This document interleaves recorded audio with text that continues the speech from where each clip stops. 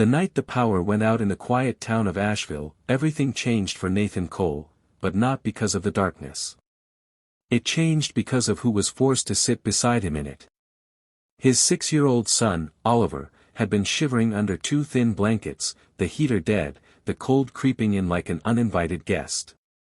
Nathan had done everything he could, extra sweaters, warm tea, even a small fire in the old fireplace, but it wasn't enough. And just when he thought the night couldn't get worse, a knock came at his door, and standing there, soaked from the freezing rain, was his CEO, Victoria Hayes, the coldest, most distant woman he had ever known. Before we go further, if you believe in kindness, second chances, and stories that restore your faith in humanity, take a moment to like this video, share it with someone who needs hope, comment your thoughts, and subscribe to the channel. It truly helps these stories reach more hearts. Victoria Hayes wasn't just any boss. She was known across the company as the Ice Queen, a woman who ran her billion-dollar logistics firm with precision, zero tolerance, and a silence that intimidated even the most confident executives. Nathan was just a warehouse supervisor, overworked, underpaid, and recently widowed. Since his wife, Clara, had passed away 2 years earlier after a long illness, Nathan had been raising Oliver alone, juggling night shifts, school lunches, and the quiet grief that never really left him. He had learned to survive on little sleep and even less hope. So when Victoria stood on his doorstep that night, asking for help because her car had broken down miles from the nearest hotel, Nathan didn't know what shocked him more. Her vulnerability or the fact that she had chosen to knock on his door at all. Maybe it was because she recognized him from work, or maybe because his house was the only one with a faint light still glowing in the storm. Either way, she was there, and she was freezing. Nathan hesitated. His house was small, barely enough for him and Oliver, and the heater was out. But something in her eyes, something human, something tired, made him step aside and let her in. He gave her the driest towel he could find, offered her the one extra blanket, and apologized for the cold. She said nothing at first, just nodded, her sharp demeanor softened by exhaustion. The hours passed slowly. Oliver eventually fell asleep, curled up beside Nathan on the couch, his small body still trembling despite the layers. Victoria sat across the room, watching quietly, her usual stern expression replaced by something Nathan couldn't quite place. The storm outside raged on, and the temperature dropped further. Finally, Nathan made a decision that felt both awkward and necessary. He offered her the only real bed in the house, the one he and Oliver shared, and insisted they all use it to stay warm. At first, she refused. It was unthinkable for someone like her, a CEO who commanded boardrooms, to share a bed with an employee. But the cold was relentless, and pride could only last so long against freezing air.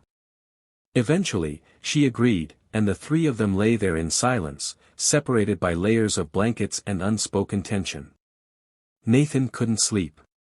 His mind raced with worry, about Oliver, about his job, about the strange situation he had found himself in. Beside him, Victoria was still. Too still. And then, sometime past midnight, when the storm had quieted into a soft, eerie calm, she whispered something so unexpected that it sent a chill deeper than the cold itself. She said she hadn't slept beside another human being in over 10 years. Nathan turned slightly, surprised. He hadn't expected her to speak, let alone reveal something so personal. Her voice, usually firm and commanding, was fragile, almost distant. She spoke quietly, as if afraid the darkness might hear her. She said that success had cost her everything, friends, family, even love. That she had built walls so high that no one could reach her anymore, and over time, she had forgotten how to reach back. Nathan listened. He didn't interrupt. He didn't judge. He simply stayed there, present in a way that no one had been for her in years. She continued, admitting that she had noticed him at work, not for his performance, though he was reliable, but for how he treated others. The way he stayed late to help coworkers, the way he spoke about his son with quiet pride, the way he never complained despite carrying more than most. She said she didn't understand it at first. Why someone with so little could still give so much. But lying there in that cold, cramped room, she finally saw it. Nathan had something she had lost a long time ago: connection. That night, something shifted. In the days that followed, life didn't magically become perfect. The heater was fixed, the storm passed, and Victoria returned to her world of meetings and deadlines. But she was different. Subtly, but undeniably. She began visiting the warehouse more often, not just to inspect but to observe, to listen. She introduced changes, fairer schedules, better benefits, support programs for employees with families. People noticed. They whispered about the transformation, unsure what had caused it. Nathan didn't expect anything. He went back to his routine, grateful that Oliver had stayed healthy through the storm. But a week later, he was called into the main office. His heart raced, fearing he had done something wrong. Instead, Victoria offered him a new position, one that came with better pay, flexible hours, and the chance to help design the very programs she had started implementing. He was stunned. But more than the job, it was what she said next that stayed with him. She told him that night had reminded her of something she thought she had buried forever, that people mattered more than profits, that kindness wasn't weakness. And that sometimes, the smallest acts could change the course of a life. And then she thanked him. Time moved forward. Slowly, carefully, like a wound healing. Victoria began to rebuild parts of herself she had long ignored. She started reconnecting with her estranged sister, took weekends off, even volunteered at a local shelter once a month.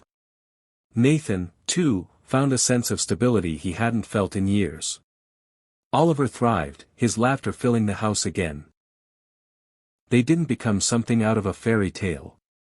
There was no sudden romance, no dramatic confession.